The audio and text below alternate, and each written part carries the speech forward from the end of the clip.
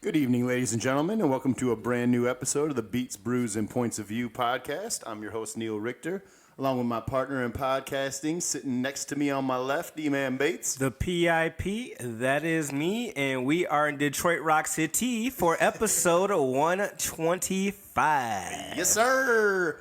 It's nice to be back. We've been off for a little bit because we've had some things going on. Hopefully you guys enjoyed our two-part episodes that we've been rocking for you, and the Kendrick breakdown that we did last week. I'm particularly proud of that one. I think we did a fucking phenomenal job of that, listening back. And on top of that, we were at Movement last week, so shout out to the Movement crowd. Shout out to all the acts that played. It was a dope experience.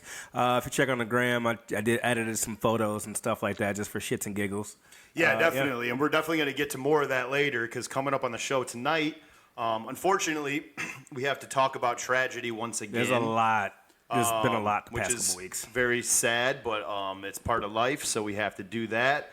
But we hope to rebound with the celebration of life. We got Pride and the celebration of Pride and Black music this month. We have Arctic Circle beers to review because we've got some new ones in stock for you. Shout out to Devin and Eric. We'll recap the Movement weekend. We're going to recap Frost is Rad's first show. We're going to discuss the interview Isaiah Rashad did with Joe Budden. And lastly, we'll get to a little bit of sports news before we send you out.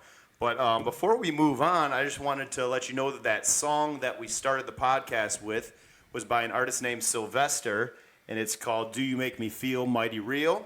And the reason that I played that this week is for celebration of both Pride and Black Music Month. And Sylvester is an artist that he came up around the 60s and 70s and, cut his teeth in the soul music world. But as a flamboyant gay man who him and his early bands would all dress in drag, found it very hard to fit into the soul scene as the soul music that was coming out of that era was, led by predominantly straight artists.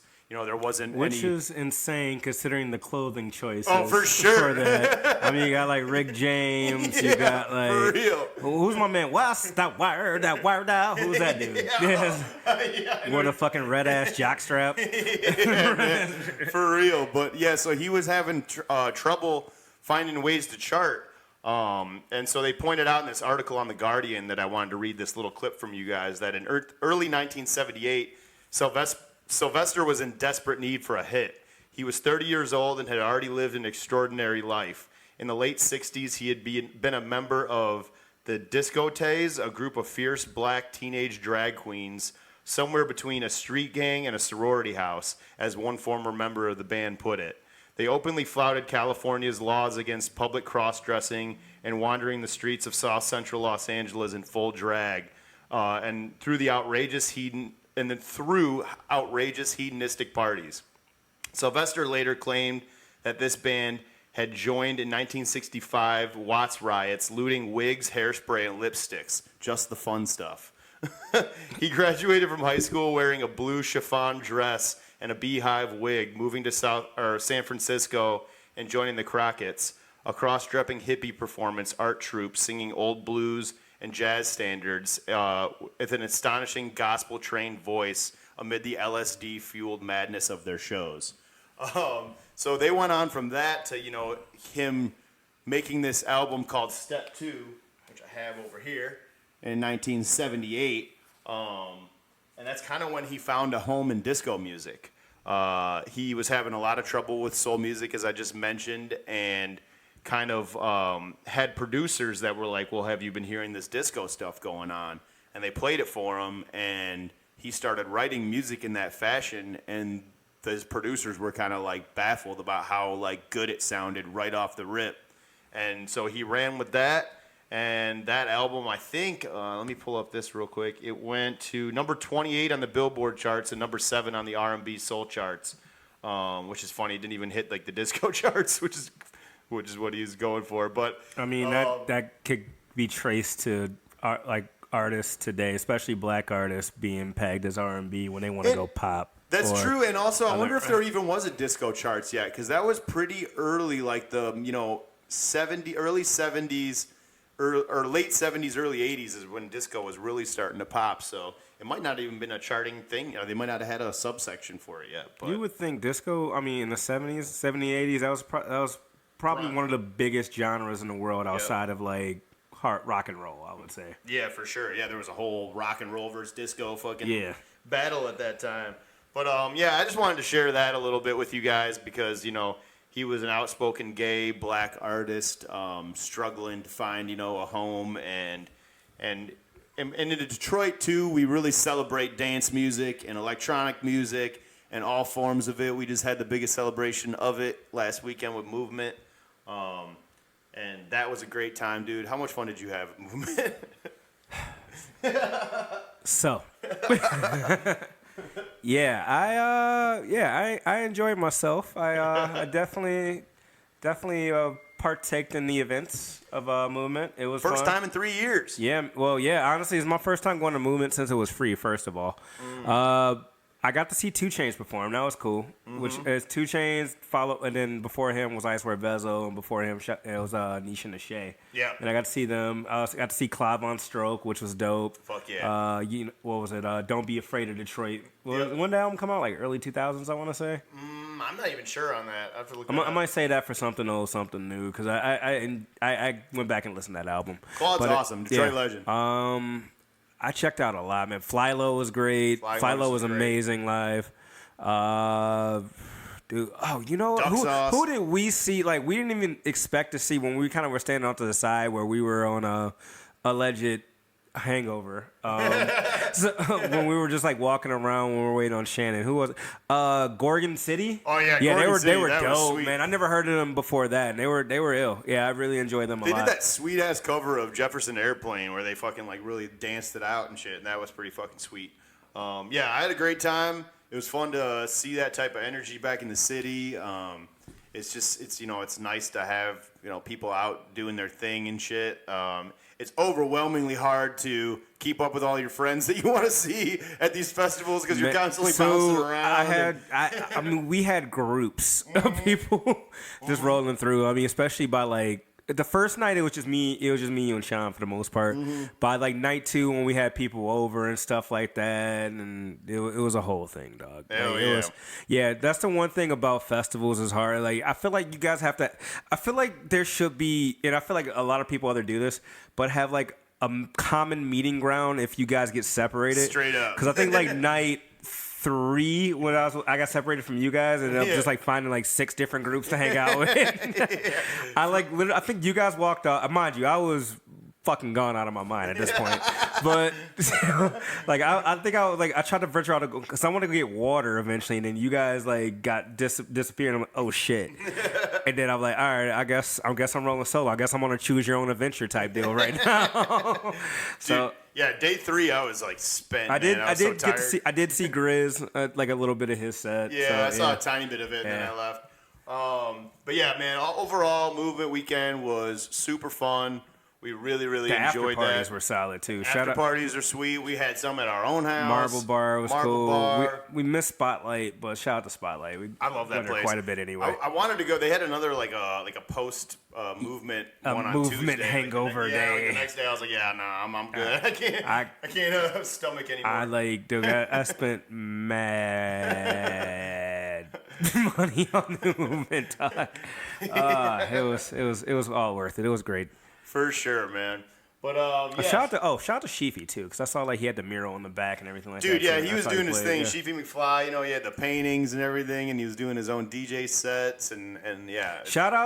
And quick shout out to Ooze and Jars. Yeah. By the way, cannabis company. Ooze gave the amount of money. Not Ooze. I'm sorry. The amount of money Jars gave out of like just pre-rolls, dude. Mm-hmm. Holy shit! And I remember we went. Sean and I went to go see 2 Chainz. And there was like the pre-roll girl was just walking by like, hey, you guys want some joints? Like it's like half grams of joints and stuff like that. I'm like, oh shit, this is a thing. Oh man, shot Jars, dog. Yeah. Absolutely, man. Well, before we move on into unfortunately we have to talk about some tragic things. I think it would be appropriate to get to the beer first because we can have a little something to sip on while we're doing this. So, E-Man, why don't you tell them about the brand new Arctic Circle beers we got? Looks like they've done these before, actually. Well, one of them at least. So, we got a couple. Well, one Arctic Circle beer, and the other one is another collab from another brewery that reps Arctic Circle heavy.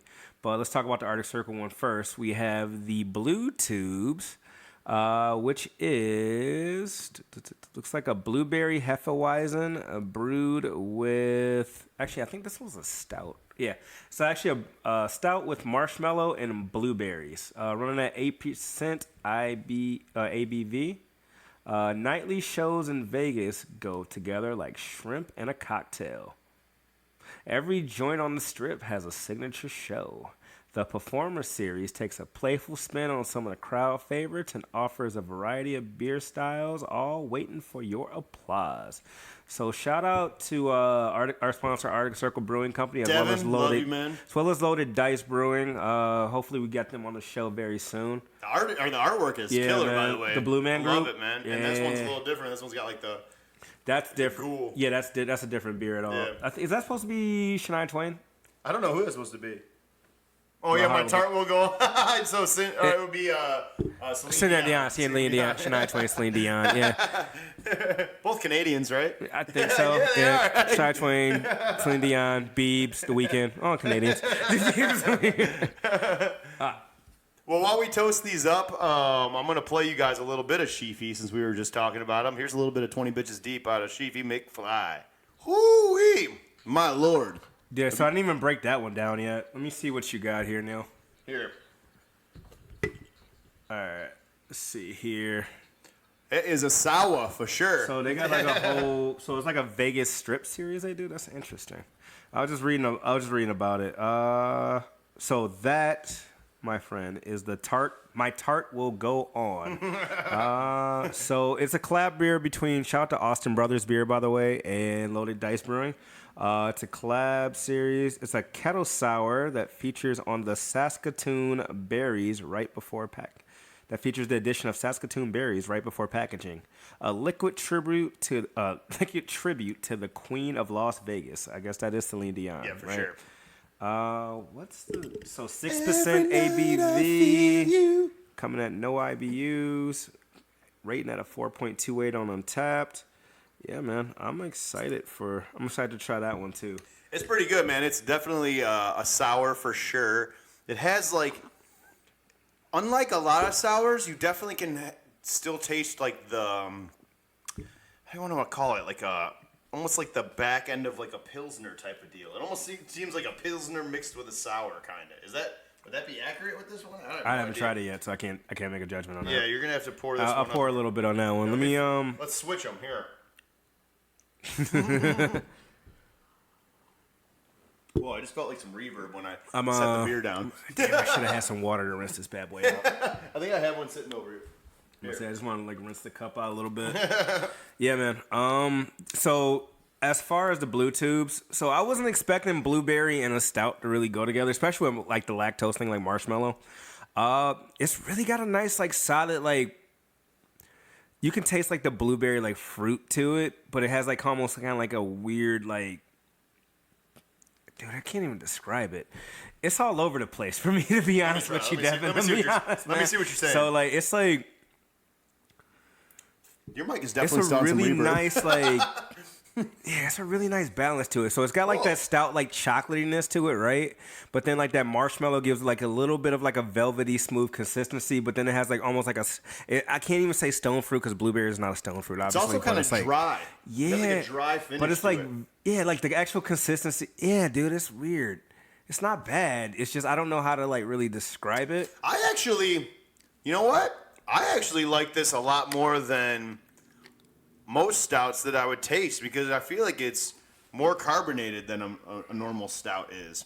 That's what I was gonna say. It's definitely more bubbly. Yeah, it's definitely got a higher carbonation count to it. It's the head on it is actually. I like that. Yeah. That's good. No, that's really good. Thank you, sir. Yep. Can't decide which one I like better. I definitely like the Tart will go on better, but The Tart one is pretty good. The Tart one. So Saskatoon. I don't even know what the hell a Saskatoon berry is. I'm gonna be honest with you. I have no idea. I genuinely don't know. I apologize, guys. I mean, Google that was just search like that. me last week, or the last time we did it. What was the what was it? Yuku's? What was the berry? The yuzu? Yuzu berry. Or yeah, I was like, I never heard of a yuzu berry. There's all kinds of fruits out here in the world that I haven't tried before. Yeah, dude, it's very like it's got like a very like citrusy. It's weird drinking that after drinking that. Yeah, we should have definitely not did these together. I'm gonna be like that's why I had to like rinse that out to like make room for this one. But yeah, no, this one is interesting, dog. So it's got like a weird like it is very tart. Not too sour. It's not like punch you in the face sour, but it's like really like subtle to it. But it's got like a nice sweetness. I don't know what the fuck a Saskatoon berry is, so I can't really like judge that part. Saskatoon berry. That's the name of the episode. Saskatoon berry. I'm 100% with that. Eric, if you were here, we could timestamp that. Saskatoon berries. Oh, I love that shit. That's funny to me. Yeah, no, I definitely. I'm gonna keep sipping on this throughout the thing. I've definitely never had. That's a Saskatoon berry. Oh, it's pretty looking. Let's see. Pacific Service Berry. It's my favorite color, purple. Yeah. Your aura is purple. Purple. Bro, shout out Kate Hudson, by the way. I saw like photos of her over the week. Like I follow her on Instagram because she's so goddamn fine still. And I'm like, she posted like photos of her and her son at graduation, and I'm like, you look the same age as your kid. You know what? This is not as carbonated as I thought it was going to be, too. That's one thing I could take away, too. Which it's one? very the Saskatoon berry. Yeah, that one isn't. This one is. Yeah, that's one thing I can say about it. It's like a very like low body, like not a full, like very low body, but it's like really like watery, but still's got like all the flavor to it, and it's interesting. I like it a lot. The aroma of it is really good too. Yeah, no, I agree. I'm gonna drink a little bit more of it after I finish this one up. The blue tubes. Very lot more carbonated. Yeah, a lot more carbonated than I thought. That one's like really solid. Like got like that blueberry like flavor to it. That Blue Man Group lactose. Well, the Blue Man Group artwork is pretty funny. I just want to know how much of a pain in the ass was to clean the kettle out on that one. I don't know if anybody out here has ever like tried to brew with marshmallow before, but it is one of the most pain in the ass like things ever. One of the most pain in the ass adjuncts to deal with ever because it's just so sticky. Oh man, I could only imagine. All right, let's get. And like, there's other ones that use like candy. Yeah, I can only imagine. Woo, boy, peanut butter. Peanut butter is one of the worst too. Well, unfortunately, we do have to cover this, and we don't like to be on sad topics for very long. But we lost some people since we've been off the last few weeks that we needed to touch on. That we definitely have to. Let me pull this up real quick.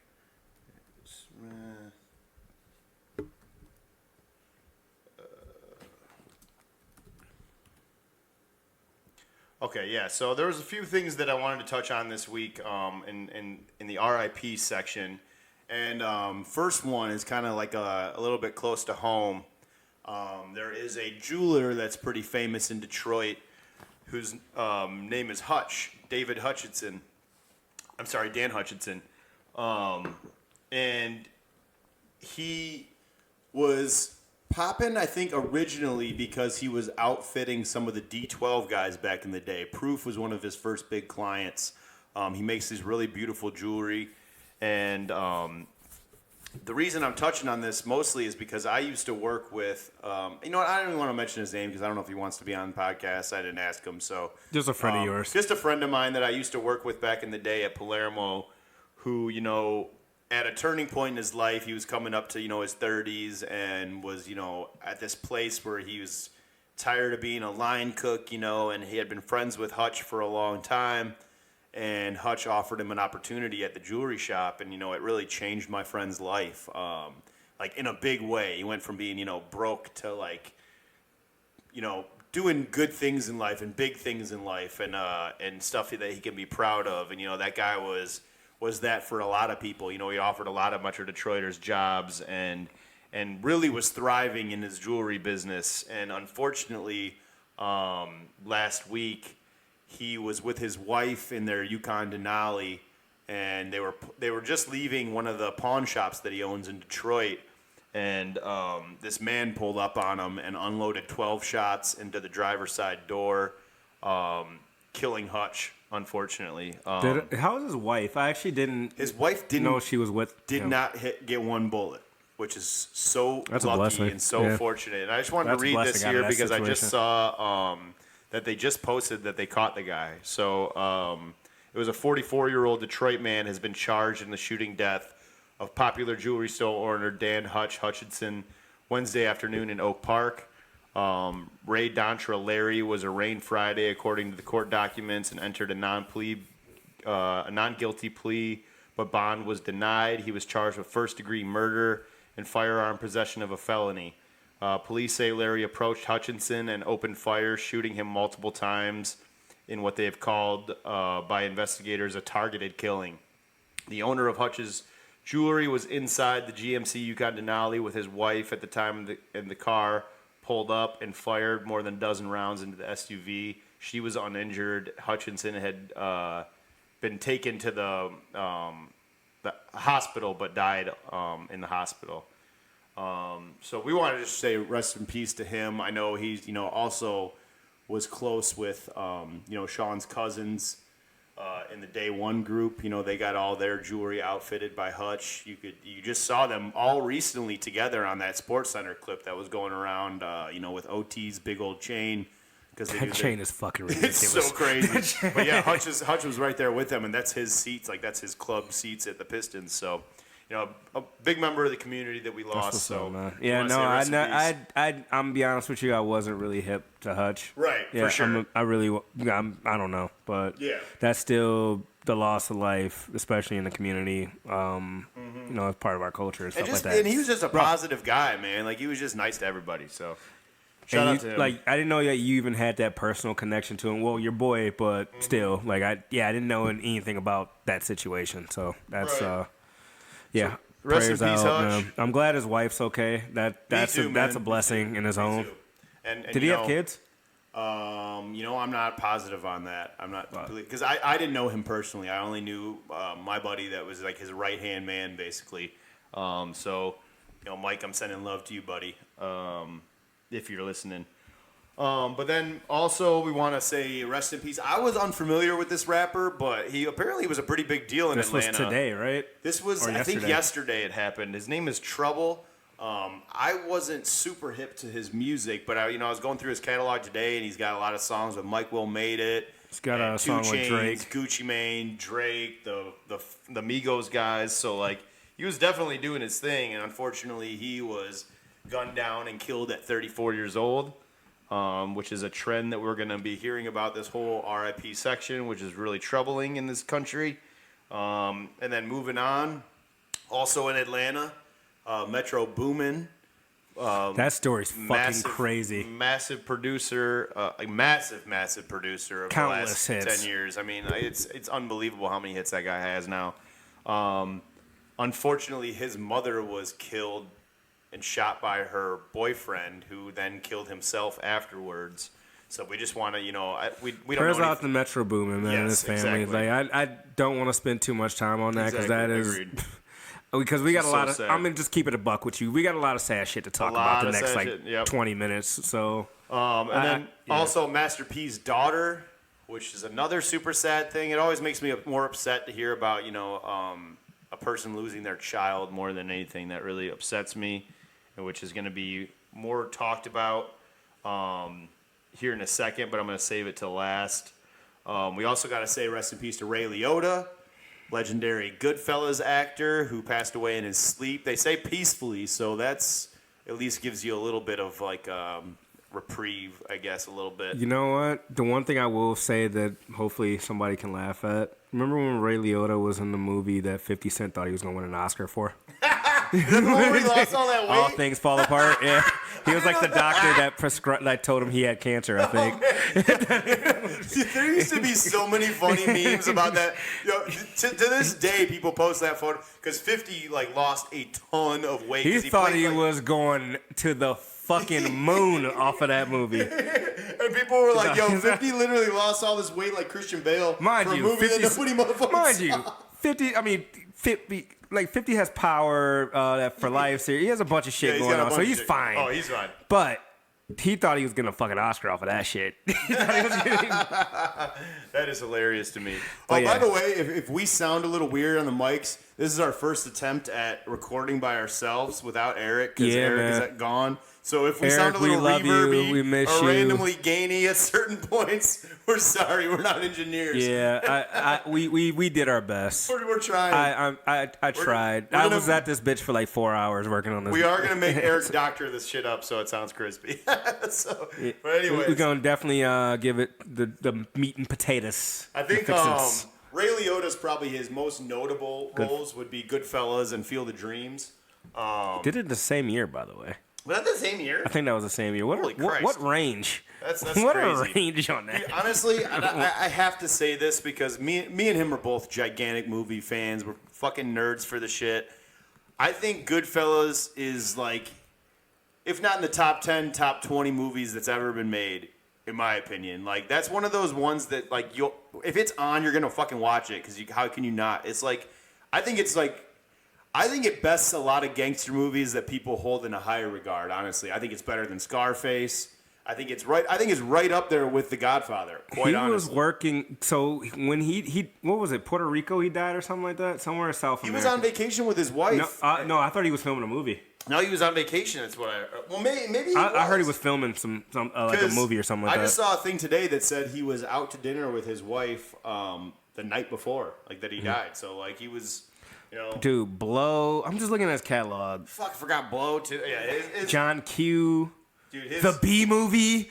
Honestly, and here's even something to be said about him as an actor, because there's a movie that it's kind of a low budget Seth Rogen one that wasn't as popular. Observe and Report. I love Observe and Report. That movie's so fucking funny to me. Hated it the first time I saw it. It grew on me. I love Anna it. Faris. Nobody plays a dumbass like Anna Faris. First of all, no, but like, that movie's so dark and like totally led to like Eastbound and Down and The Righteous Gemstones. Like it's totally in that cloth of like. Did Eastbound and Down come before? No. It started after that shit. Did it?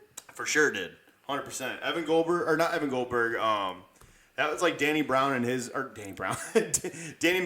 and his writing troupe. So that was like, because I know that Observe and Report and Paul Blart came out right before that too, right? So there was like a whole those both came around the same time, and yeah, there was definitely stuff about that. But Observe and Report was 10 times funnier. But Ray Liotta played this like hard-nosed fucking cop that comes to like Seth Rogen's character is like this mall. It was in the same year. It was the same year. I thought so. But Ray Liotta plays like this hard-nosed cop that comes to the mall that's like trying to actually solve this fucking peeping Tom guy that's at the mall. Meanwhile, like Seth Rogen is getting in his way at every fucking level because he thinks he's like this badass cop. Michael Cena in that movie. Shout out to him. No, Michael Cena. I thought it was the Mexican actor that plays the Pena. That's right. I thought it was Cena for some reason. Michael Pena. He is so fucking funny in that movie, man. Like he's so like unintentionally hilarious at all times. Like. I'm a criminal, man. I don't get no fuck. He's like, damn it. I actually do love that. I retract my statement. I love that movie. I wait till everybody leaves the mall, and then I steal shit. Yeah, man, I'm a criminal, man. I don't get no fuck. I do love Michael Pena, though. Seth, they're rolling around the mall, just fucking up those skateboarders. He literally steals the one kid's skateboard. Hey, man, the beer. It's the other kid. The beer is cool. The girls are wet. The beer is cool. That movie's the greatest, man. I love that fucking movie. But anyways, moving on. God damn it, Neil. We have a lot to cover. We got to move on.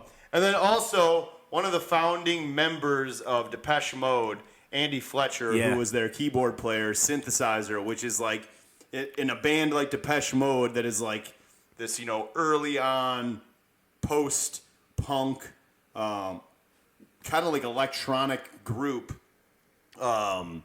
He was a gigantic pivotal role in it, one of the founding members, and his loss is going to be detrimental to that band. He was really, really important, and they came on the waves of the end of punk rock music, which is also something that I'm interested in right now, as you've heard on the podcast, because I've been we will literally be discussing later.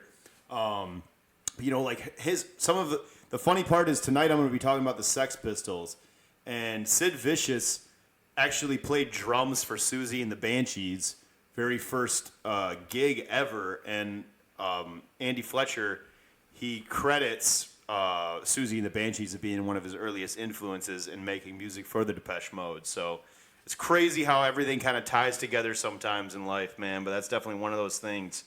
And then also we got to say we just found out about it right before the podcast. A member of John Bon Jovi's band, Alec John Such, passed away, which, neither of us know much about Bon Jovi's music besides obviously the hits, Living on a Prayer and shit like that. What's the other one? What's the other one that gets the people going? I don't even know. Living on a Prayer, and there's another one. Yeah, like it's my life. Oh, yeah. It's now or never. I'm gonna live forever. Coming soon. Those karaoke hits. Coming soon, Neil and E-Man sing the 80s. Oh, man. And then finally, I want to mention this one for sure because currently, and I've mentioned this the last 3 weeks, I think, on the podcast, that I've been reading this Dilettante book. And Dan Charnas does a phenomenal job of giving you backstories of everything in popular music when he's talking about it. He doesn't even get into Dilla before he gives you a full background on the man that made the synthesizers, the MIDIs, the drum machines. And one of those men, his name is Dave Smith, who unfortunately just passed away on May 31st at 72 years old.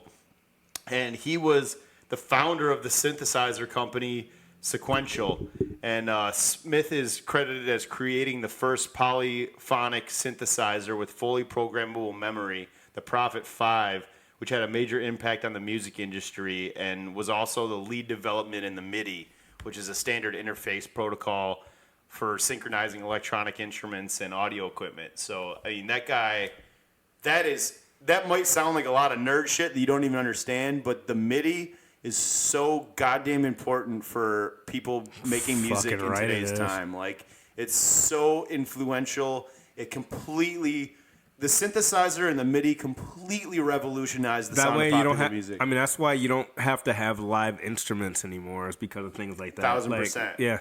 Like a lot of the tracking and stuff like that, like you can replicate. I mean, mind you, it's always good to have like live instruments in music.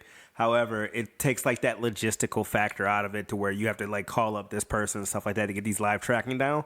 You can just like take that sound and break it down in the MIDI and stuff like that. And a lot of motherfuckers today, just to normalize it for him and I, just sitting here. Yeah. E-Man, as a hip hop artist, he has a MIDI, and he will literally come up with his ideas, before he, even takes it to the production or where he wants to go with his beats. He'll come up with something on his MIDI that he can rap along to get the the flow and the Look at Neil talking me up, y'all. You know what I'm saying? Look at Neil talking me he up. Does, over here. I've watched him do it like, many a time. So I mean, it's really and we brought it up on the podcast on how like the synthesizer was like a giant thing in the world of Stevie Wonder in the late 70s or early to late 70s, and how that kind of just totally took the world on storm. You had Kraftwerk. Speaking of which, Kraftwerk was just here last night, and I'm so fucking mad that I did not know about it. They did a Kraftwerk 3D show last night in Detroit, and I cannot fucking believe I didn't know about it, because that would have been one of the best things ever to see. They're like literally the pioneers of this electronic shit. So shout out Kraftwerk. But anyways, I digress. We've got to keep moving on. Yeah, man. And the last one that we had to touch on that, is the one that we definitely would wish didn't have to talk about would be the shooting in Uvalde, Texas. Unfortunately, 19 kids and 2 adults lost their lives to more senseless gun violence. I don't even know what to say. It's like, it's one of those like speechless moments where it's like, when is enough enough? Like when kids are getting killed and, the leaders of that state are speaking at NRA conventions days later in support of gun rights is like so backwards and fucked up and twisted. And this is what I really want to say about it is yesterday I saw that there was outrage from the Republicans that in Book It at Pizza Hut, there was a book about drag kids. They spend more energy being mad about a children's book about drag kids than actual children being murdered. Like, it's so twisted how these motherfuckers care about lining their pockets full of money more than they care about kids. And I also want to make this unequivocally clear because E-Man and I are both, liberal-leaning men, but no Democrat that I know wants your guns. No one's coming for your guns. We just want stricter laws and make it harder for crazy motherfuckers to get these things. So let me add to that real quick. I am all for guns. And for safety, nobody fucking needs an automatic AR-15. Exactly. This motherfucker right here, right? What really out of all there's a lot. The mass shootings are way too common in this fucking country. Way too common in this world and stuff like that. Let me get this shit off real quick.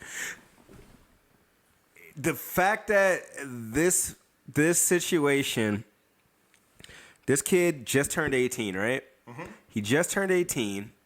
He got an AR-15, a pistol, a vest, whatever the fuck he got. The same day or a day later or some shit? On his birthday. On his fucking First birthday. of all, there's like a 3 or 4 day waiting period or some shit like that they have here. So I don't Texas. What the fuck are y'all doing, dog?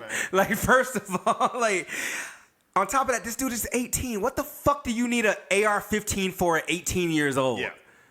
And then he went and he shot his grandma before he got to the school, right? Surprisingly, his grandma actually survived. I just found out that his grandma he shot her in the face and she survived. When you hear about Matt, because this one irks me more than a lot more before. And this is coming off anything the heels. that anything that involves children, right?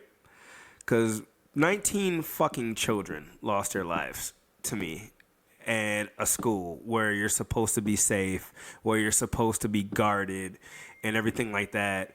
And the fact that it just doesn't sit right with me that this dude was able to fucking go get a gun the same day. Not just a gun, an automatic weapon. Go in there, shoot his grandma, fucking come back on a police chase because the police were after him at that point, right? Mm-hmm. No. Here's the even more fucked up thing. The police were there. Oh, no. I'm getting to that. Let me finish real quick, dog. My bad. Let me get there. I'm heated. No, because we're on the same page here. Mm-hmm. On top of that, the reports came out later that the police were there. They were getting their own children out, which, would be cool if you were, trying to actively defuse a situation at the same time. Which goes back to why the fuck does an 18-year-old need an AR? Because, listen, if the cops, if a group of cops, there was several cops on the scene, if all of them motherfuckers are too terrified to go in and pursue this guy because of the weapon of choice that he has inside there. What are you paying taxes for? Why are we selling those guns to people? It's unnecessary 1,000%. No one needs an AR. It can do immeasurable amounts of damage in seconds. In fucking seconds. Of that, and then you have parents showing up to the scene trying to get their kids out with the cops spending more attention trying to keep their parents out of the school than actually going into the school to stop this guy. And I get it. It is definitely scary. But this is the job that you fucking signed up for. This is the job that you signed up for. And there is kids, little ass kids, 4th graders at risk here. And you're too pussy to go in and do your fucking job? I'm sorry. That is horseshit. What do we pay taxes for? For real. We pay for real. The fact that 19 fucking children are gone. This mother, 19 dude. The mother younger than me was accosted by police, put in handcuffs, convinced the police to let her out of handcuffs, broke into the school, ran to her kids' classrooms and got her kids out without anything on her. She didn't have nothing. Come on. I mean, you got to show some fucking bravery here. And this is coming off the heels of 12 black elderly people being murdered in seconds at a fucking supermarket in Buffalo, New York. It's when is it enough where we decide that the people in our country are more valuable than the guns in our country. I saw a tweet from Scarface, legendary rapper Scarface, Texas, that made so much sense to me. Where he was like, he was basically getting at the people, the higher ups in Texas, and was like, I own an AR. I'm willing to part, and I also have a 4th grade student. I'm willing to part with my AR. I'm not willing to part with my kid. it's just like I don't get the point. I'm all for guns. I've been open about that. I don't see the point of automatic weapons. Exactly. Like for a common And statistics will show you. Statistics will show you that more people die on accidental deaths in the house than they ever do actual saving lives by someone intruding your home. So, I think you should really, and we're not the voices of reason. We are. No, we are completely biased on this podcast, mind you, when it comes to sexual. But we're also reasonable people. We're not. I don't. I'm a very liberal person, but I don't hate my Republican friends. I don't claim any of that shit. I get along with a lot of people that are Republican. I get along with people that think differently than me every fucking day. It doesn't matter to me how you vote to know if you're a good person or not. But I mean, you have to stop and think a little bit. Like, what's more important, like the political party that you support, or this shit? So I don't know. That's what the thing is when you go to there's a thin line where you take things from both aspects of it. We're not a political podcast, and I'm not going to make this a political podcast. But there's an aspect of it. This shouldn't be political. No, this is human. This is human interest, as far as I'm concerned. Mm-hmm. For sure. 19 fucking kids are dead, dog. And that does not sit right with me. And it's something about when you're talking about Buffalo, when we were talking about the elderly people that got killed in the grocery store and stuff like that. That made me sad too, because this was targeting black people specifically, and but at the same time, we've heard that fucking story before, and we've heard it way too much to the point where it's just where the fuck is the line where? What do we do? What do we do from here? Me and you specifically, what can you do besides get on social media, have our platform like we have here? Stuff like that. And it's just when you think of things like that, I think that's why people get numb to it, because you feel helpless. Mm-hmm. And that's fucking just discerning. That you replace empathy with apathy in a way at that time. And it's just and then not only, days later after that, there's another mass shooting in Oklahoma at a fucking hospital, bro. So it's to me, I guess I just want to say that you should really consider what you deem as politics and what you deem as just being a good person, and how you vote should. I think you should put. This will be the last thing I say on it. Actually, pay more attention to your local politics. Vote locally before you really give a shit about the president, because that's directly what's going to affect you in the state that you live in. Is your local politics, the judges, the sheriffs. All the people that are in the community that you are living in. That's what you should really focus your energy on above all else. And, man, the South is so behind the 8 ball, bro. You need to get their shit together, man. But we need to fucking move on from this. I feel bad for spending this much time on it already.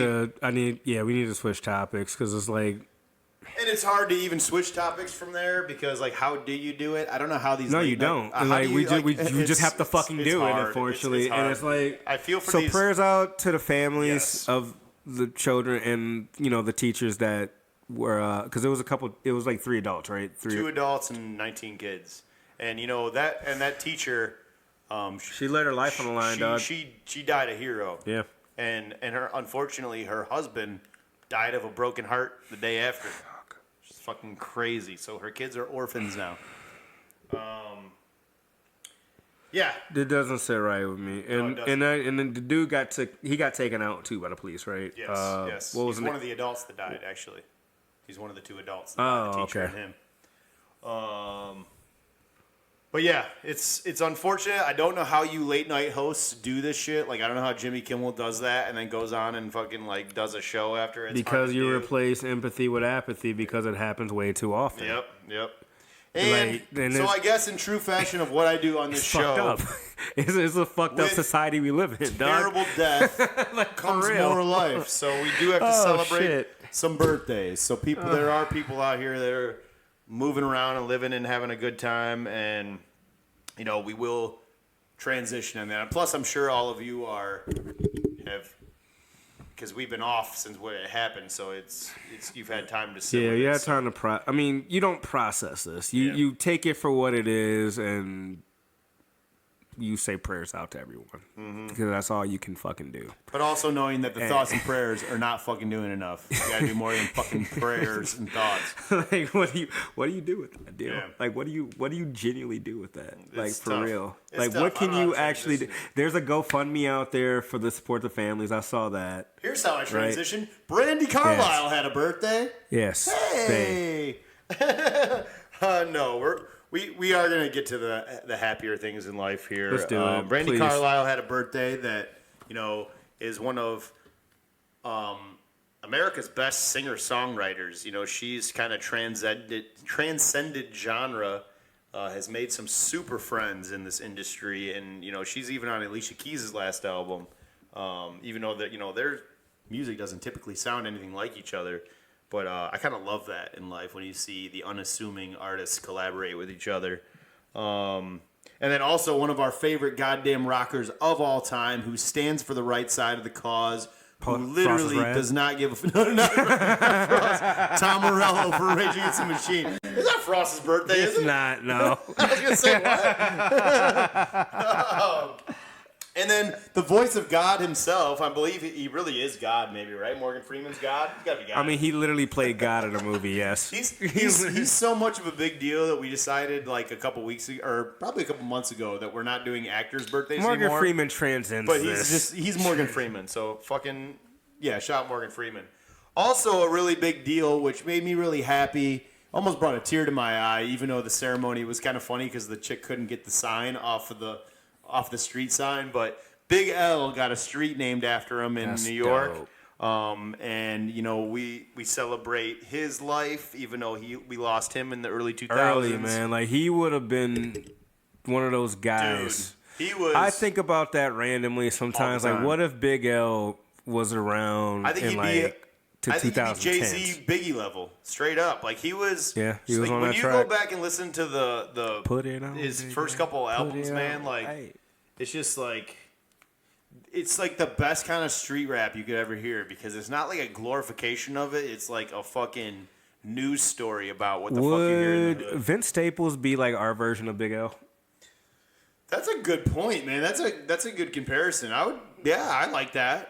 I like that. I like that one too. If I had to compare Big L of like our era, it would probably be Vince Staples. And I like that too because it was like both of them were like of the street, but made it a point to never make their music sound like they were glorifying the street. It was more of like, and something that, since we're speaking of Vince real quick, something I love about Vince is like his ability to make jarring songs lyrically, but like the song doesn't sound like that. Like sometimes he'll have a party record where they're, if you actually take a second fucking to like, record. Right. It's like that Gorilla's record and he's talking some shit. But it's like almost like he's subliminally making you listening to like, cause you're partying to the shit, but you're like, oh man. You're getting a message over you're getting a fucking woke message over a nice melody. For real. Trick your ass. Well, moving on, because we got mad birthdays too. Remy Ma, legendary rapper out of New York. Be Real from Cypress Hill, who just had a versus battle with Onyx, which they're kind of pissed about because I guess it wasn't on the Versus live app, and Be Real was sending some shade towards Swiss Beats about that. But anyways, and then Curtis Mayfield, one of my favorite artists of all time. Curtis Mayfield, man. My lord. James Brown, Isley Brothers, Curtis Mayfield. Probably the three most sampled motherfucking soul artists of all time. Melissa Etheridge. Also, neither of us are giant fans, but we're celebrating Pride Month, and she is definitely one of the queens of that shit for sure in music industry. she's always been an outspoken lesbian and never wavered from that. She was out, in times that were tough for gay and lesbian men and women to be out. So we want to send love to her.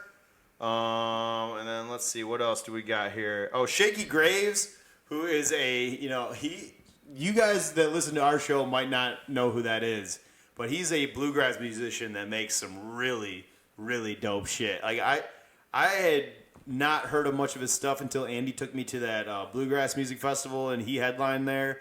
And he does everything himself. He's got like a blues, like a steel slide guitar, and then he's also got like basically like a bass drum and like attached to like some tambourines on the back of his foot. And he kind of does it all himself. He'll make the beat, and then he'll just start jamming. And it's like some pretty dope ass like outlaw type shit, man. Yep. So I fuck with Shaky Graves. And then also one of West Coast's greatest stoner rappers of all time, Devin the Dude. The doopy ashtray, the doopy ashtray. Actually, you know what? I kind of want to see Devin the Dude live. I would love to see Devin the Dude live. He's a legend, man. Yeah. Yeah, I love that dude. So yeah, those are all the birthdays we got for you this week. Celebrate all of them, and RIP to all the ones we lost. I do got a funny tidbit before we go into something old, something new. For sure. The Jack Harlow KFC meal. Dude, that's kind of funny, right? Did you see Wheeler Walker Jr.? No. I fucking love it. So he was like, where the fuck's my meal? I'm the king of Kentucky. On top of that, Jack Harlow's on here twice for me for hilarious shit. One, and then two, he has more BET nominations than Lil Nas X. Lil Nas X got 0. We should be clear about that. He got 0, which is... Since we're in Pride Month, we should might as well say this real quick. That is kind of trash, BET. I'll be honest, because listening to both albums now, I would argue I definitely like Montero better than the other one. Fucking Jack Harlow. When did Montero come out? Like last year? Yep. That's the only thing that makes no sense to me about the BET Awards. So, all of the nominations are not albums that came out the year they're supposed to be nominated. Did it skip a year because of last year? Oh, is that what happened? That's the only logical thing I can think of. Why is Drake's and Kanye's and all this shit getting nominated? That shit was all... I guess it always is retroactive, right? Yeah, because of the year before. But Jack Harlow's came out this year. Wait, when did... Wait, hold up. Yeah, Wait, did he get nominated for an album or did he get nominated for a single? Because if it was a single, then he might have dropped it last year. Don't tell me he got nominated for the song that he's on with Lil Nas X, did he? Industry Baby? Yeah. Then that's a nomination for Lil Nas X. That wouldn't make sense. Because it's Lil Nas X song. I don't know how it works. Hold up, man. I got to look this shit up now. Honestly, this is a good point. We're going to take a quick pause because I have to pee really badly. So, quick pause. We'll be right back. And we back. All right, one more topic that I wanted to get into before we get to something old, something new, because it's fresh on our minds and also fitting the theme, celebrating Pride this month, would be an artist that E-Man and I both are gigantic fans of, that we support to the fullest, and that would be our boy Isaiah Rashad. He did an interview with Joe Budden about all of the horrible shit that happened to him, really. That was some of the saddest shit I've... Yeah, it was... Like, as far as how it got handled at first. So, to those of you who don't know what we're talking about, Isaiah Rashad's a TDE rapper who is phenomenal. He makes shit that is so much different than the rest of the guys in his camp. We've always been a giant fan since he dropped Sylvia demo in 2013. But anyways, so he had a sex tape that got leaked on the internet where apparently it involved him and other men, which was a surprise to people because he has children and, he's always been talking about girls and stuff in his music. So he went on Joe Budden and kind of discussed it, which I actually think is a perfect platform for that to happen because I think Joe, you can say a lot of things about Joe, but Joe is a pretty accepting person. I think these days in his life. And he did this interview with Isaiah, and, we heard a lot of things in this interview that were shocking to me, like that it was like so horrible to him when he found out that he tried to actually kill himself. Yeah, man. He tried to drive his car into a brick wall, right? Or yeah. It's like right when that tape went out, and I've always been for one who's like, yo, do whatever you feel as long as there's consensual parties involved and everything like that. Then it's all cool. Like it's not my life; it's your life to live. Exactly. Everything like that. So shouldn't be a big deal. One thing I did take away from this that was a good thing is that maybe it'll lead to motherfuckers like living their truth. I think it is definitely. I think it's definitely going to do that, especially for people that fuck with Isaiah heavy. I think like his fan base he credits his fan base for making him actually feel better about everything. And he said that the fact that he didn't die when he crashed his car, That's a really sign. was like a sign of like, holy shit, what the fuck did I just do? I almost just left my kids like this and that. Going back to that, when he was talking about one day, when his kids get older and stuff like that, the internet is forever, so they'll, clearly find out what happened here. Not only just like the car accident, like him doing that, I mean, like the tape and everything like that too, and it's just like, I always think about that, like when artists make music, like certain type of music, or have like a certain type of image when they get older and like have kids and stuff like that. How would their kids perceive certain things? I always think about that. I wonder too, man. Yeah. It's like, and even if they're accepting of it, there's also going to be, we live in a, balanced world of, some people are this way, some people are that. Like, so there's going to be the kids that are going to Dude, make fun. when I eventually have a child, I think about like, Dad, why'd you die? Why'd you get beat up in a lake in that video? Why'd they leave you in the lake?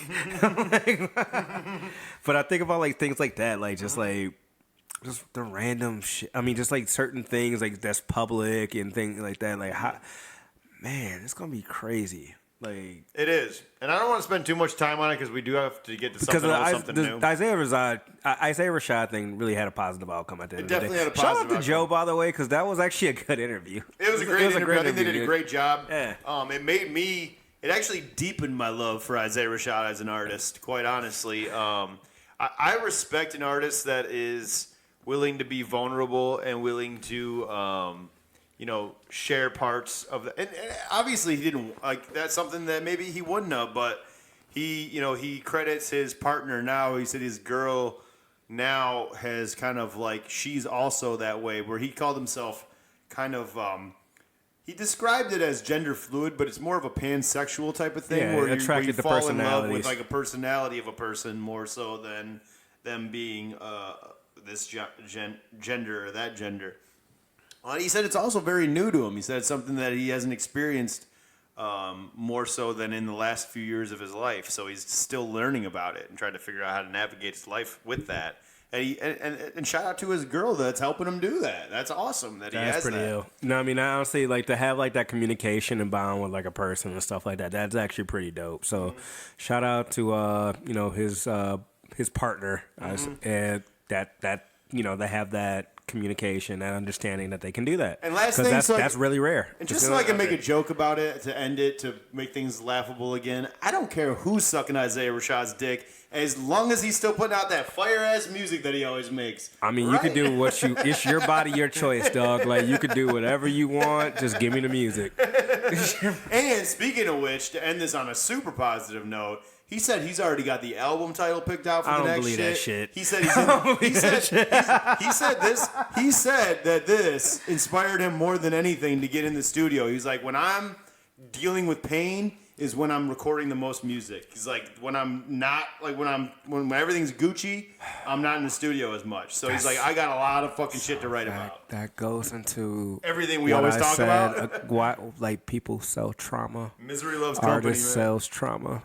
Because we're fucking out here hanging out. Because we're fucking crazy people. Everything we've talked about in this. Isn't it everything we've talked about in this episode, bro? Everybody's out here hanging on by a thread. Artists are fucking crazy people. We literally fucking sell trauma out there for people to digest, and just because they want to be as fucked up as we are. So it's just insane. It's insane. No, I don't think it's to be. I don't think it's to be as fucked up. To have like that understanding that someone is fucked up as we are. It's something to relate to because we're all going through it. You know, where everyone's going through it. Oh no, some people want to be fucked up though.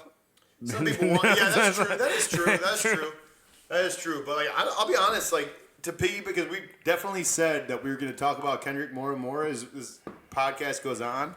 That album has been helping me unpack shit in my own life. Like every time I listen to it, I'm like, God damn, there's someone out there that understands. You know what I mean? That makes you feel better and like actually cares. Like I watched a video today of this like white guitar player listening to the Heart Part 5 for the first time, and he's like, I don't really listen to rap music, but all my friends keep telling me to listen to this Kendrick album, or this Kendrick song, so I can break it down and everything. And I guess normally like the shtick is he like will play guitar, he'll figure out the guitar melody of the song that he's listening to for the first time. And this one, he was like stuck, bro. The motherfucker was not playing guitar, and he's just staring. He's like, I have to watch this like 6 more times. This is like one of the dopest things I've ever seen. Life, and I don't even listen to rap music like that. I'm like, yep, that was what Kendrick will do to you. But anyways, let's move on. We gotta get something old, something new before we get out of here. Hold up. We got. Where's the effect at? It's already on, dude. I'm pretty sure you already have reverb on your microphone right now. I don't think enough. I don't think I have enough of it though. You got the echo button. All right. There is actually. I don't want to fuck with it too much because I have no idea what I'm doing. But that's it.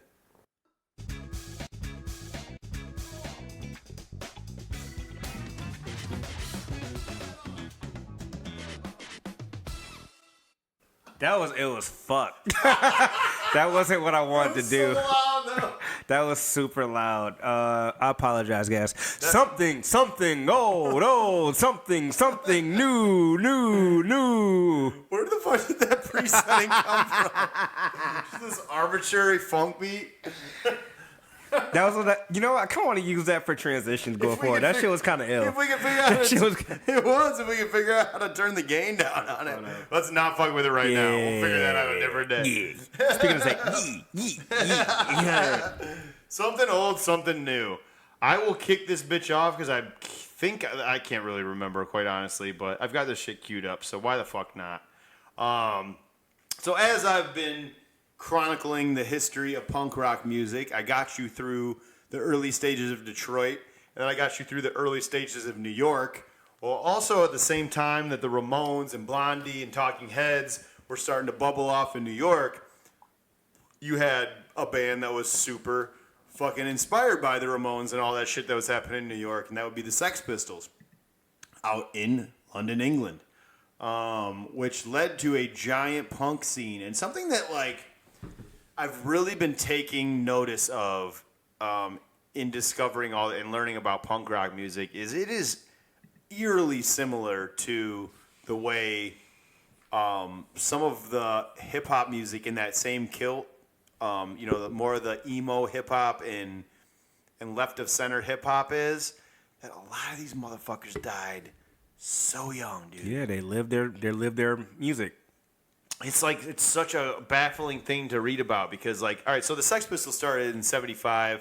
Obviously, Johnny Rotten is the big motherfucker that everyone knows, the lead singer who, they were very anarchist lyrics and anti-establishment and just pissing off everyone that they possibly could. I mean, that was like the gist of their shit, and learning about it, like their shows were no different. Like, so Sid Vicious ended up being their bass player in 1977. 2 years later, but he was basically just like their super fan before that. Like he was even to the point where they would like make sure he was at every show because he'd be in the front fucking wilding out, like throwing shit, fucking pushing people, punching people, whatever the fuck was necessary to fit the scene at that time. Sid Vicious was doing that shit from the crowd. You know what, Neil? I think you just cracked the code. Huh. What if, you hear me out, Okay, I'm listening. drill music is the punk rock music of today because people are living that shit, Drill and also even like the emo shit. Like it's a like little bit of blend of the both. Yeah, it's literally, yeah. You got the gun violence, and trust me, and if you want to say these white boys are any different from these black artists, I will beg to differ on this because Sid Vicious, there is literal multiple accounts of him doing crazy ass shit. And this man died at 21, by the way. He was in the band for 2 years, died at 21 as a heroin addict. But there is accounts of him going into a club with a fucking motorcycle chain and slashing this motherfucker's face. Didn't get arrested for it. Like, somehow, like, the scene broke up. They fucking left. He also, a year later at a fucking Sex Pistols show, broke a fucking beer bottle and stabbed someone in the face with it. So, like... I mean, vicious. These motherfuckers were crazy, bro. And, like, there's... The Sex Pistols, we talked about it last week that they're going to have this, this show coming out on FX about them.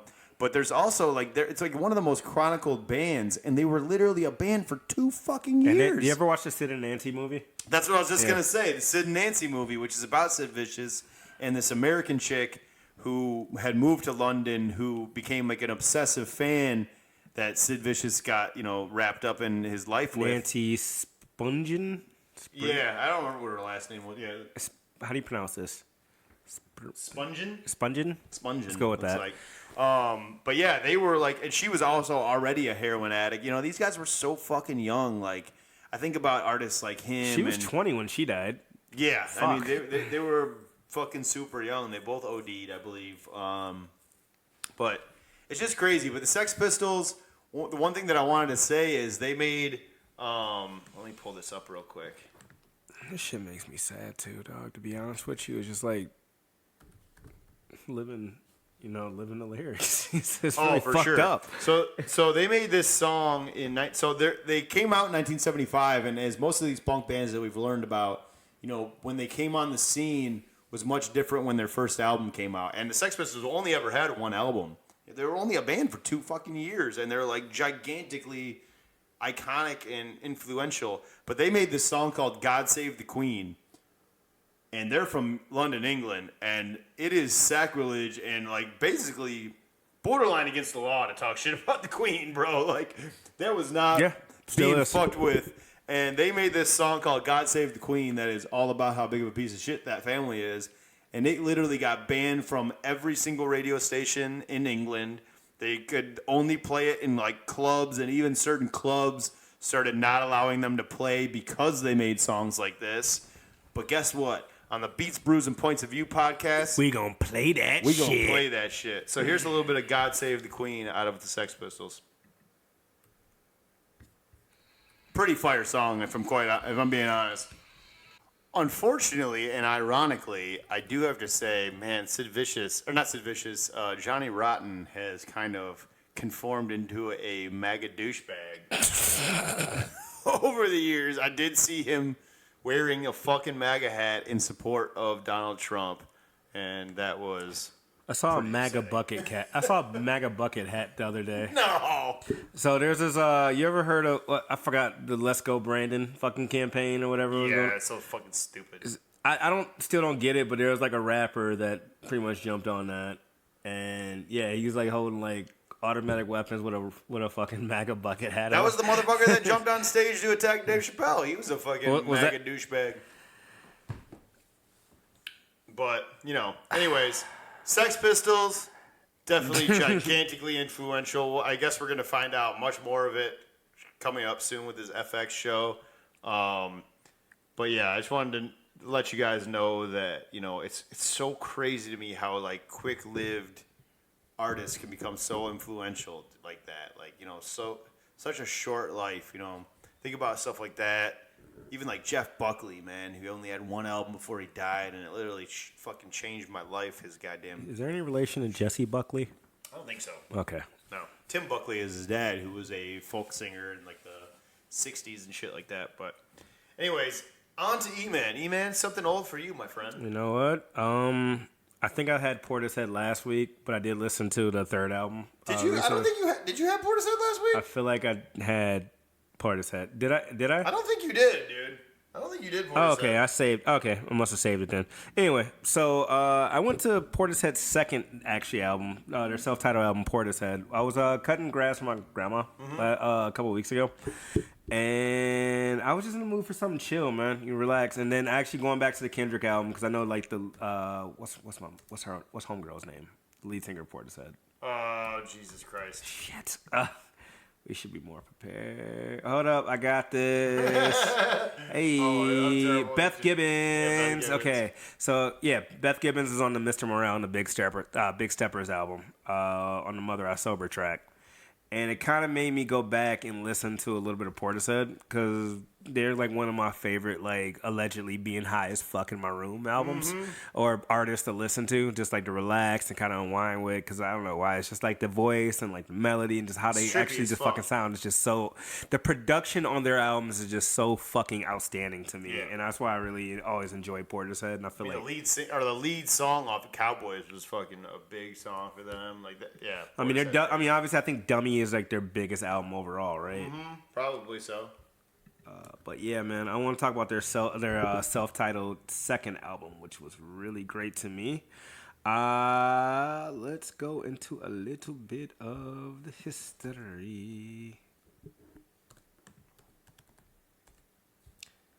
Give me 1 second. She serves as such a awesome part of that Kendrick part too, like because it's such.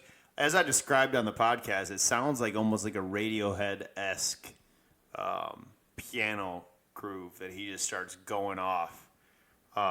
What's the name of that song? Is Mama I'm Sober? Mama, I'm Sober. That shit, that's the song that made me cry the most on the Kendrick album, which happened to me several times throughout that album, but holy shit, that one was like hard to listen to, man. Like that. So, Portishead's second self-titled album was released September 16th of 1997. Their actual album cover is a still image from their video called All Mine, I believe, was on the was like the lead single off of that album, if I'm not mistaken. Critics pretty much perceive this as gothic, deadly, and trippy atmosphere, combining the texture of music. And it just got darker and deeper and more disturbing, which I can agree to that because I was definitely allegedly off an edible blowing my grandma's line while listening to it. I'm like, holy shit, this album hit out of nowhere, dog. But no, I just like it was just a nice groove to it. I mean, I just genuinely love Portishead, man. But I remember when I was listening to, I think I saved it. It was Half Day Closing for me, and it got me an album. And I was like, okay, this is where the album was starting to go into like a really like twisted like turn to it. And I'm like, dude, this is like right up my alley right now. Shout out to gummy companies. Anyway, So I should play some Half Day Closing. Let's play some Half Day Closing. All right. Here is a little bit of Portishead from their second album that is self-titled, called Half Day Closing. Hopefully this gives you a little understanding for the fans that don't know Portishead on the Kendrick song. Too. Reached number 2 on the UK album charts and 21 on the Billboard charts when it was released. Yeah. If 070 Shake isn't a Portishead fan, I don't know what's going on. 070 Shake, FKA Twigs. Speaking of which, we got some 070 Shake talk too. All right, that's all we can afford. I just want to say I love how, like, well, I mean, it's definitely going to change in a second here. Obviously, we can't play all of it, but, like, I love when musicians layer the right and left speakers in different fashions. I love that in that mix right there, the drums were just in the left ear. Dude, so I'm such a, because I do that with my own music. I love, like, the pan to left or right and stuff like that. It just adds such a different, like, effect to like the listening experience to it. Dude. To like, I feel like just subtle, casual listeners might not even peep things like that. But shout out to Tidal Hi-Fi, you know? That is like, it's really dude. Great. Like where you could just like, ooh, this some real shit right here when you actually put that up. But like playing it on like speaker, like if you have like the Dolby Digital or whatever, like the 4 speaker or whatever, it's just you get like that vibe where it just like bounces to it. That shit's dope. But dude. Man, I really, really enjoy Portishead. Like just listening to. So shout out. It sounded funny sending this to just in that same vein. Real quick, I gotta play it like a Father second John of this. Misty. So it felt weird sending this to E-Man. I was like, I fucking love that album, by the way. Like, I gotta like add some context, but I sent him a song called "Kiss Me, I Love You." He did. He sent me the song. Here's the thing. So my dumbass didn't even think about what he did until after. I was like, oh, shit, dope. So I went back and just listened to the whole album. But then he sent me this because it pans left and right. He said, Jesus Christ. Going back to Isaiah Rashad. Anyway, so going back, so because bands like writing a speaker, like that's why he sent it to me originally. 100%. But then I went back and listened to the album. And mind you, I have a blown speaker in my car, so I wouldn't have got that regardless. Yeah, for sure. But I was like listening to it like in the headphones. I'm like, ooh, this shit is dope. And I went back and listened to that album. By the way, that album is a great. It's not even. I guess this can be a continuation of my something old. I'm just gonna play you a tiny little clip of this, just so you can hear what I'm talking Didn't about. it just come out? Well, it's like That album, I think, just came out, dude. That was it. Chloe in the I guess it 21st was this year, yeah. 20th century, 21st century. It was a few weeks ago. I can't remember if I think I might have covered it already once, but I can't remember. But anyways, I just want to show you guys a little bit of this because I love the way he uses the left and right on here. Sounds amazing. Father John Misty. He used to be the drummer of Fleet Foxes, by the way. It was mostly because E-Man got these brand new house speakers for us, and I was like, "Damn, this sounds so good on these speakers." Oh my god, I want to keep going with that shit, but yeah, that's just an example of what I was talking about. Amazing. But moving on to something new. There's only, honestly, it's been a little bit quiet on the music front since Kendrick dropped. I mean, there has been some shit. But for me, there hasn't been a lot of major releases that I've been listening to more than this one. And this would be out of something that I alluded to on that same Kendrick episode, but I didn't play any of it because I'd only listened to it once at the time, and I wanted to get back into it. And that would be the offshoot side project out of Radiohead's Tom York and Johnny Greenwood. Tom York being the lead singer of Radiohead, Johnny Greenwood being the lead guitar player for Radiohead. And the band is called The Smile. It also features Sons of Kermit drummer Tom Skinner and produced by Nigel Godrich, who, if you're a Radiohead fan, you know exactly who that is. He's done basically all of their music and also been a part of the band Atoms for Peace. But yeah, they put out, during like the lockdowns, they made a surprise debut performance at Glastonbury last May. And in early 2022, they released 6 singles and performed for an audience at these shows in London. And then in May, they released the album, which is entitled A Light of Attracting Attention. To me, it feels really wonderful to hear Johnny and Tom making music together again, because since Radiohead put out their last album, A Moon-Shaped Pool, Tom has released a solo album. I think just one solo album, I think. But it just feels nice to have these two. It really makes me realize the collaborative love and importance of them together to be Radiohead.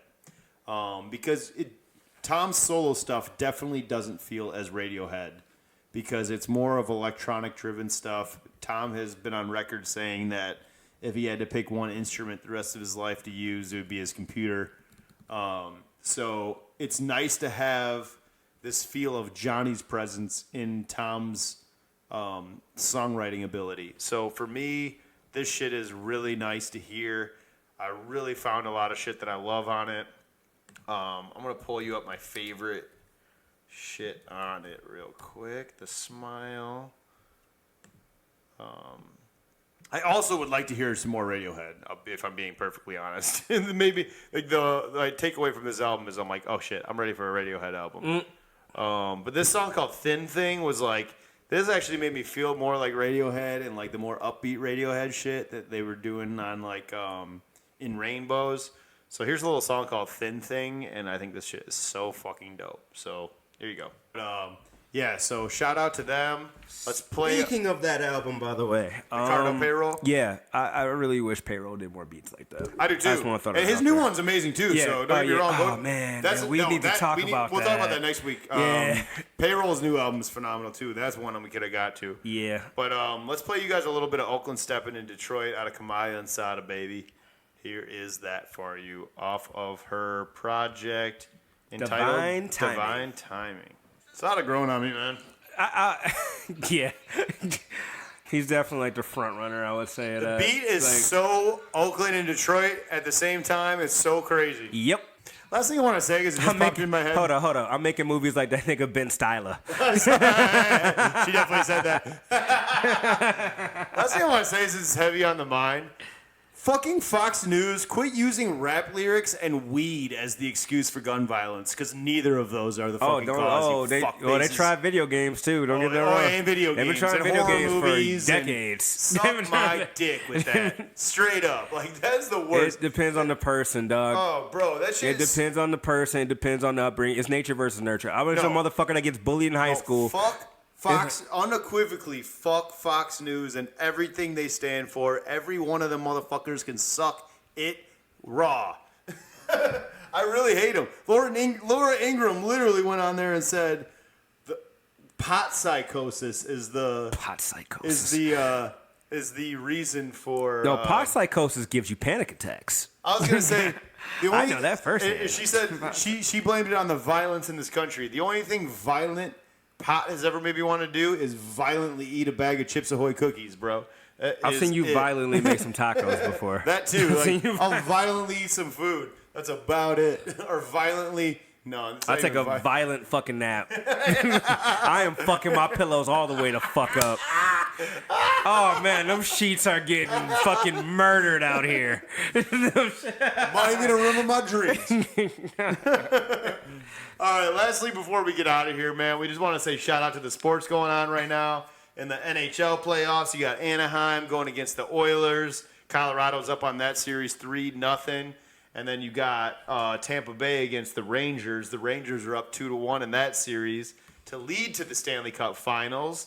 And meanwhile, in NBA news, literally after we get done cutting this episode, which is like a half hour from now. Right now we're sitting. Golden State is down. Golden State's up 1 or no, I mean like currently, like right now. Oh, it's actually on. Yeah, it's on. It started at 8. Oh shit. Yeah. Fuck. So, well, anyways. Yeah.